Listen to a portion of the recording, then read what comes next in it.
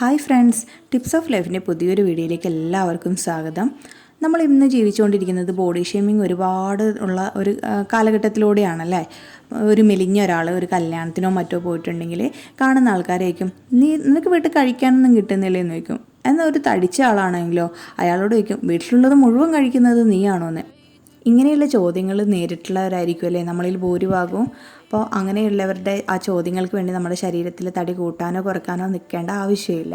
നമുക്ക് സ്വന്തമായിട്ട് തോന്നുകയാണ് എൻ്റെ തടി കുറച്ച് കുറഞ്ഞാൽ നന്നായിരിക്കും, കൂടിയാൽ നന്നായിരിക്കും എന്ന് തോന്നുവാണെങ്കിൽ മാത്രം നമുക്ക് തടി കുറക്കാനും കൂട്ടാനും നിന്നാൽ മതി.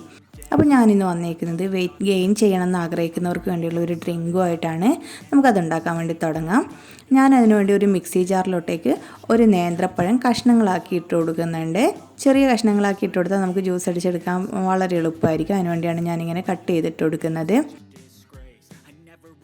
ഇനി ഇതിലേക്ക് ഞാൻ ചേർക്കാൻ വേണ്ടി പോകുന്നത് 2 ടേബിൾ സ്പൂൺ പീനട്ട് ബട്ടറാണ്.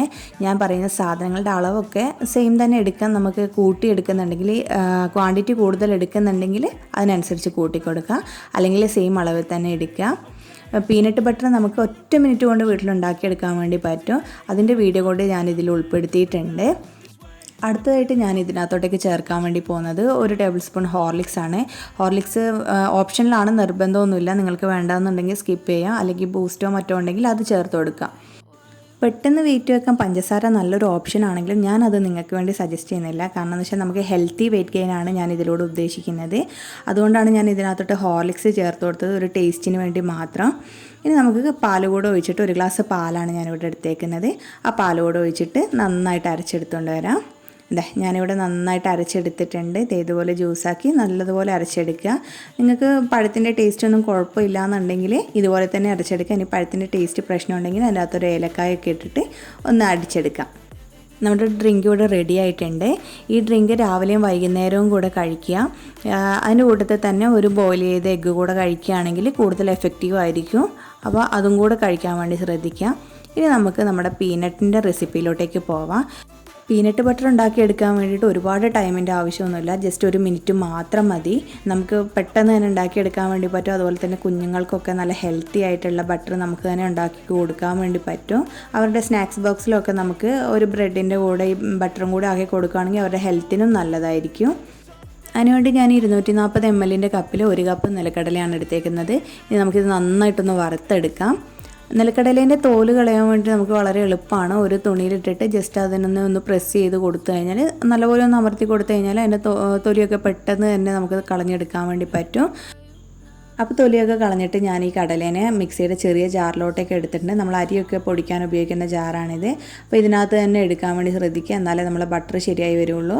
ഇതിനകത്ത് ഇട്ടതിന് ശേഷം നമുക്കിതിനെ 2-3 പ്രാവശ്യം പൾസ് സ്പീഡിലിട്ടിട്ട് ഒന്ന് പൊടിച്ചെടുക്കുക.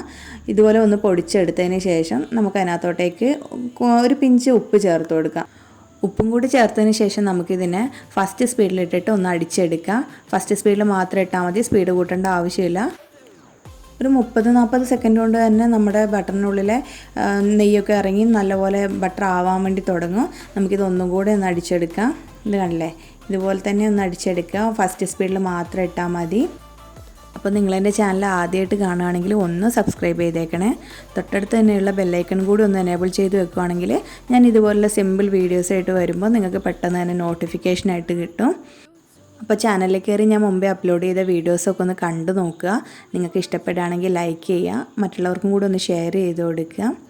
അപ്പോൾ ഞാനിതവിടെ ബട്ടർ നന്നായിട്ട് 1 മിനിറ്റ് അടിച്ചെടുത്തിട്ടുണ്ട്. 1 മിനിറ്റ് മാത്രമേ എനിക്കിതിന് ആവശ്യമായിട്ട് വന്നിട്ടുള്ളൂ. അതും ഫസ്റ്റ് സ്പീഡിൽ തന്നെ ഇട്ടിട്ടാണ് ഞാൻ അടിച്ചെടുത്തിട്ടുള്ളത്. അപ്പോൾ സിമ്പിളായിട്ട് നമുക്ക് പെട്ടെന്ന് തന്നെ പീനട്ട് ബട്ടർ വീട്ടിലുണ്ടാക്കിയെടുക്കാൻ വേണ്ടി പറ്റും. എല്ലാവരും ഇതുപോലെ ഒന്ന് ട്രൈ ചെയ്ത് നോക്കുക. നിങ്ങളുടെ അഭിപ്രായങ്ങൾ കമൻറ്റായിട്ടൊന്ന് അറിയിക്കണേ. ഇനി പുതിയൊരു വീഡിയോ ആയി വരുന്നവരേക്കും ബായ്.